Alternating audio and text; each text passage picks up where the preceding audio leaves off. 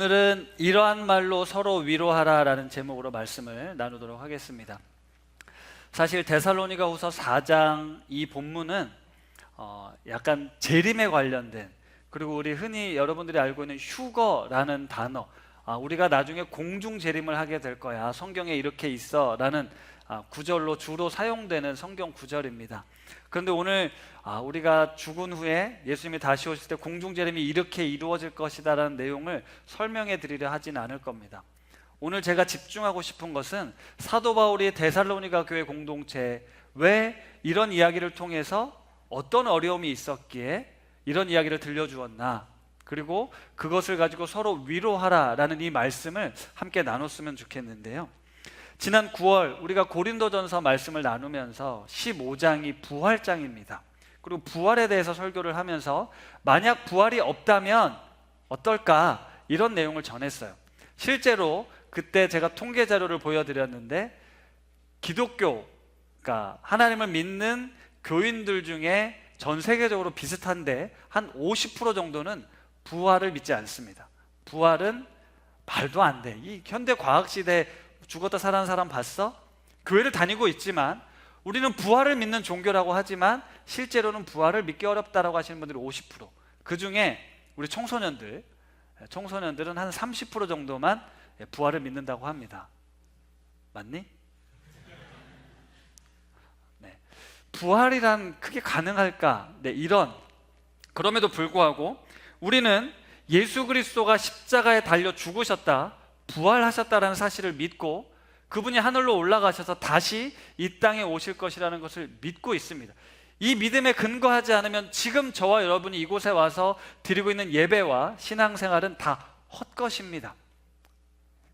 그래서 그날 제가 꽃들에게 희망을 이라는 책을 소개하면서 애벌레가 나비가 되는 걸 말씀을 드렸어요. 여러분, 애벌레가 나비가 된다는 거 우리가 자연에서 관찰할 수 있지만 이거 참 신기한 일입니다. 어떻게 꾸물꾸물 거리는 애벌레가 번데기라는 그 과정을 거쳐서 전혀 새로운 존재가 되잖아요. 사실 우리 눈에 보이는 세계에도 부활이라는 게 거의 불가능하다, 현실적으로는 이해가 되지만 애벌레가 나비와 같은 존재가 될 수 있다는 걸 생각해 보면 우리가 이 인간의 몸을, 육신의 몸을 입고 살다가 죽음 이후에 새로운 존재가 될 수 있다는 것, 충분히 가능한 얘기라고 생각이 됩니다. 따라서 우리는 충분히 부활을 꿈꿀 수 있고 소망할 수 있죠. 그 다음 주에는 부활을 산다는 것은 무슨 의미냐에 대해서 말씀을 드렸습니다. 그리고 예수님의 제자들이 예수님의 부활을 목격한 이후에 그 전과 삶이 완전히 바뀌지 않았습니까? 물론 이제 성령의 은혜를 받은 다음에 완전히 바뀌긴 했지만 그들에겐 너무너무 충격적인 일이었어요. 어떻게 사람이 죽었다 살아날 수 있지? 이분은 정말 하나님의 아들이시구나 라는 걸 알게 됐습니다. 그리고 제자들은 죽음 이후 그들의 세계관이 완전히 달라졌습니다. 우리도 죽음이 끝이 아니라 영원한 생명이 주어지는 것이구나.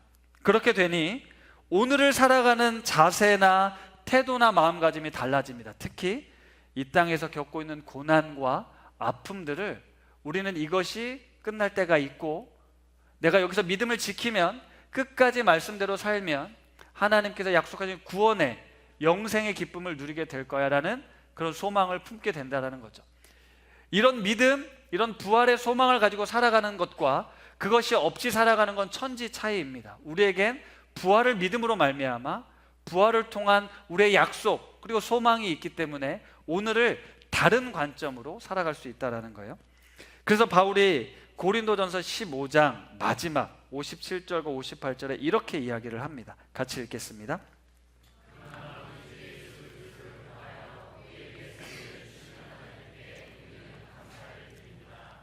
그러므로 나의 사랑하는 형제자매 여러분, 굳게 서서 흔들리지 말고 주님의 일을 더욱 많이 하십시오.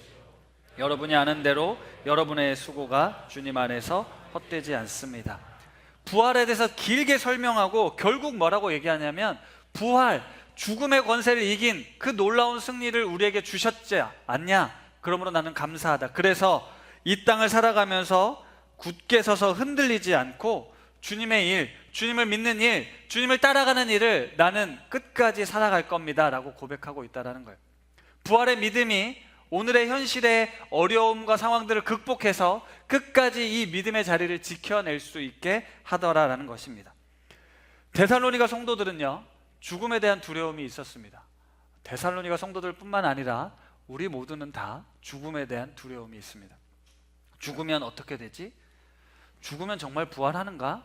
그냥 끝나는 거 아니야? 내가 살다 보니 죽은 사람들 아무런 변동 없이 그렇게 땅속에서 죽어가고 썩어가고 있는 걸 우리는 알고 있지 않습니까? 데살로니가 성도들 중에 이런 오해를 하는 사람들이 있었답니다. 주님이 오시기 전에 죽은 사람들은 다시 부활할 수 없다라는 생각을 하게 된 거예요. 주님이 곧 오실 것이라는 믿음이 있었잖아요. 그리고 본인들이 죽기 전에 주님이 오실 거라고 믿어서 비록 내 삶이 고되고 힘들어도 내 상황이 조금 더 나아지지 않아도 나는 예수님을 믿기로 결정했고 그 복음의 삶을 살기로 결정을 했습니다. 고난과 핍박이, 어려움이 와도 참고 견뎠어요. 그래야 주님이 다시 오셨을 때 내가 부활할 수 있고 영광스러운 자리에 참여할 수 있을 거라고 믿었습니다. 그런데 살다 보니 죽는 사람들이 생기는 거예요. 내 사랑하는 가족들, 이웃들이 죽어나갑니다. 나이 들어서 죽기도 하고요, 병 들어서 죽기도 하고요, 뜻하지 않은 사고로 죽기도 하고요, 당시에는 자연재해나 뭐 전쟁도 있었고요. 그렇게 해서 죽어나가는 거예요. 사랑하는 가족과 친구들이, 이웃들이 죽습니다. 그렇게 죽게 된 사람들은 그냥 그렇게 끝나는 거 아니야 라는 생각이 있었다라는 거예요. 이렇게 허무하게 죽고 끝나버리는 거 아니야? 과연 우리의 믿음이 괜찮은 거야? 이런 질문을 하게 됐다라는 거예요. 사실 우리가 그렇게 생각할 수 있죠. 오늘날도 사람이 죽으면 보통 어떻게 하죠? 요즘은 매장 대신 화장을 많이 하잖아요. 화장을 하고 나면 뭐가 남습니까? 죄가 남습니다. 그 죄가 나중에 부활할 때 어떻게 되나요? 죄들이 막 뭉쳐져서 다시 내 몸이 되나요? 어떻게 될지 우리는 감히 상상할 수 없어요. 그러다 보니 그냥 죽으면 끝 아니야? 부활, 그게 실제로 가능하겠어? 내 몸이 고스란히 죽었다 고스란히 살아도 믿지 못할 판인데 한 줌의 죄가 되어버렸다면, 흙과 같이 썩어가고 있다면 다시 부활한다는 걸 어떻게 받아들일 수 있냐라는 거죠. 당시의 사람들이 그랬다라는 거예요. 주님이 곧 오신다라는 건 믿었지만 우리가 죽고 난 다음에 오시면 아무 허무한 거 아니야? 부활이 없는 거 아니야? 이런 고민들이 있었다라는 거죠. 그래서 바울은 데살로니가 성도들의 이 죽음과 부활, 재림에 대한 잘못된 오해들을 바로잡고자 오늘 본문을 쓴 거예요. 그로 인해서 슬퍼하고 절망하고 낙심하는 이들을 위해서 슬퍼하지 마, 절망하지 마, 주님이 다시 오실 거야, 그리고 그때 다시 부활할 거야, 잠자는 자들이, 죽은 자들이 먼저 주님 앞에 일어나게 될 거야 라고 이야기를 합니다. 이건 내 생각도 아니고 내 말도 아니고 15절에 보면 예수님께서 말씀해 주신 거야 라고 주님의 말씀을 전해주고 있습니다. 그리고 바울은 그래서 죽음이 아니라 잔다 라고 표현을 하고 있습니다. 잠을 자는 거야. 죽은 게 아니고 잠깐 자다가 주님이 오셔서 깨우시면 일어날 거야 라고 설명하고 있다는 거예요. 우리가 죽은 사람이 어떻게 다시 부활하죠? 어떤 몸으로 부활하나요? 어린아이의 몸으로 부활하나요? 어른의 몸으로 부활하나요? 건강할 때 하나요? 모릅니다. 알 수 없습니다. 하지만 명확한 건 어떻게 해서든 부활체로 다시 살아난다라는 겁니다. 그리고 죽은 사람도 다시 살아난다.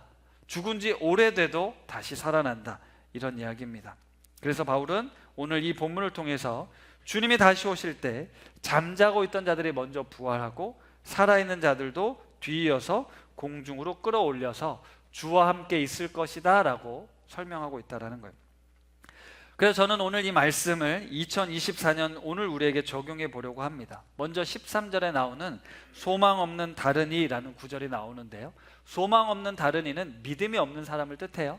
당시 믿음 없는 사람들에겐 얼마나 불쌍하냐. 하지만 우리에겐 부활의 소망이 있지 않냐. 예수님을 믿음으로 부활의 소망이 있으니 우리는 이 슬픔을 이겨낼 수 있다. 이런 이야기를 들려주는데, 제가 생각해 보니까 이런 사람들이 이 말씀의 대상이었을 것 같습니다.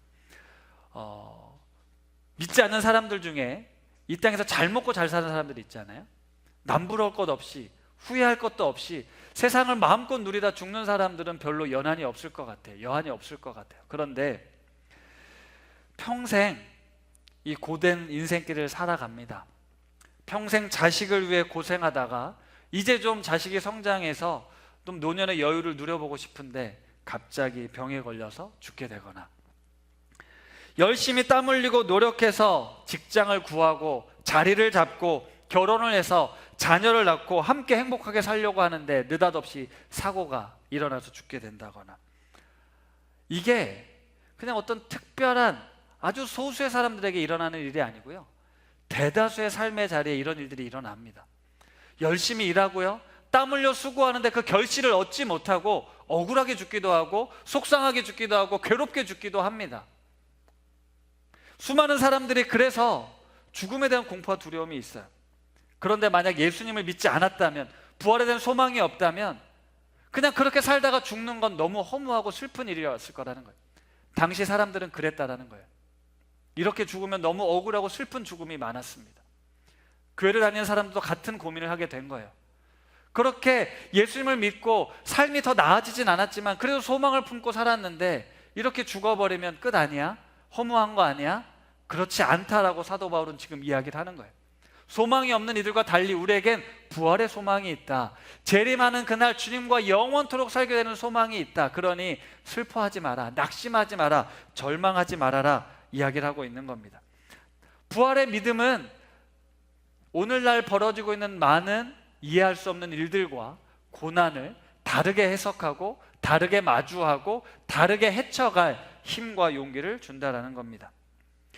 어제 박신혜 목사님께서 아침에 카톡을 하나 주셨어요. 유튜브 링크를 하나 주셨어요.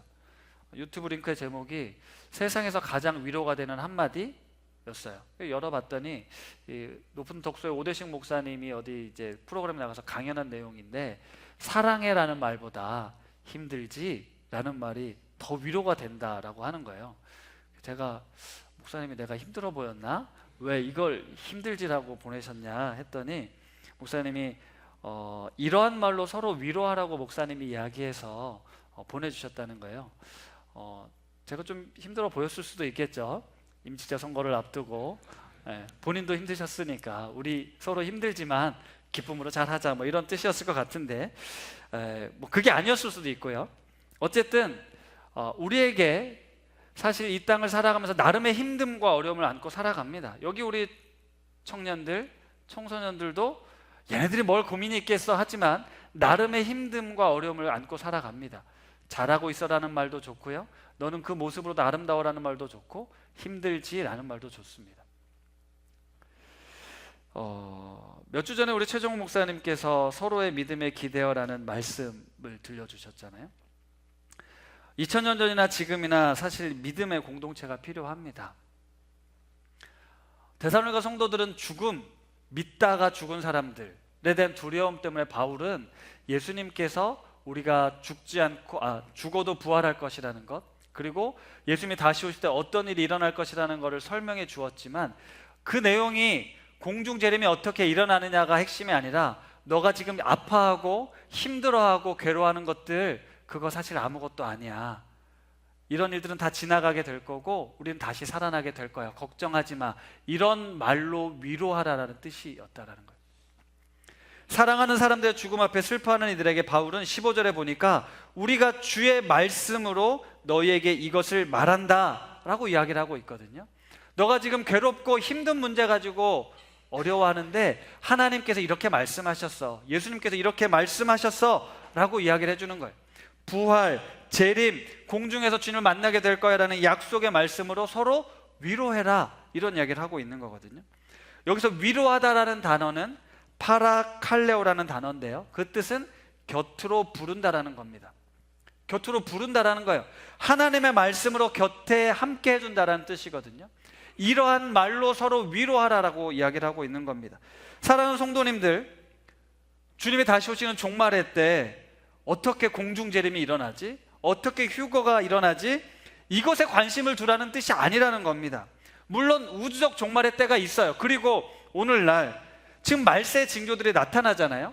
뭐 3차 세계전쟁도 일어날 것 같고, 곧 있으면 기후위기를 통해서 지구가 멸망할 것 같고, 어떤 우리가 살아가는 삶이 점점 더 타락하고 부패져가는 것 같아서 말세 징조들이 나타나는 것처럼 보입니다.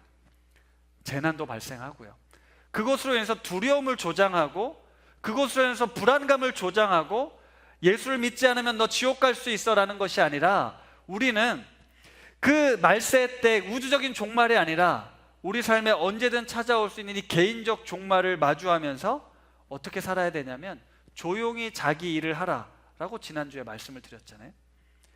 죽음이라는 것이 우리에겐 큰 장벽이고 큰 두려움이지만 우리 부활을 믿는 사람들에겐 죽음에 대한 염려, 두려움, 이 땅에서 고통받고 괴로워하는 것을 뛰어넘을 수 있는 믿음이 있다는 거죠. 그래서 사도 바울은 그런 걸로 걱정하지 마, 그런 걸로 두려워하지 마. 주님 안에서 살아갔던 사람들, 그리고 주님 안에서 죽은 사람들 다시 부활하여 주님과 함께 살 거야. 그러니 걱정하지 마. 이렇게 서로 위로하라고 전해주고 있는 거예요. 사랑하는 성도 여러분, 그래서 오늘 이 말씀을 통해 우리가 도전하고 싶은 것은 믿음으로 살아가는 우리들의 삶에 각자 나름의 힘듦과 어려움을 안고 살아가는 우리들이 하나님의 말씀으로 서로 위로하는 공동체가 되기를 소망합니다. 말씀을 마무리하겠습니다. 부활에 대한 확실한 믿음이 있어야 합니다. 그리고 하나님의 사랑과 하나님의 은혜, 그분의 성실하심과 그분의 자비로우심에 대해 우리는 믿습니다. 그리고 그분이 오늘 보이지 않지만 나와 함께하고 있음을 믿습니다. 그리고 하나님의 약속하신 그 말씀이 진리임을 또한 믿습니다. 그래서 오늘 우리는 그 믿음에 근거하여, 그 말씀에 근거하여 서로 위로하며 살아갈 것입니다. 이곳에는 예기치 못한 고난을 마주하는 분들이 있습니다. 끝이 보이지 않는 긴 터널을 지나는 이들이 있습니다. 아무것도 보이지 않고 소망을 품을 수 없는 것 같은 시간을 보내는 이들에게, 그리고 슬픔과 눈물이 마르지 않는 이들에게 하나님의 약속, 십자가의 사랑, 부활의 소망의 말씀으로 우리는 서로 위로해야 합니다. 우리가 이 땅을 살아가면서 예수 그리스도를 믿는 믿음, 그 믿음이 우리에게 주는 유익은 우리에게 이런 부활의 소망을 줄 뿐만 아니라 현재를 살아가는 많은 이들이 절망하고 낙심하고 괴로워해도 우리에겐 이길 힘이 있다, 이길 소망이 있다, 견뎌낼 힘이 있다라는 걸 전해줄 수 있다라는 겁니다.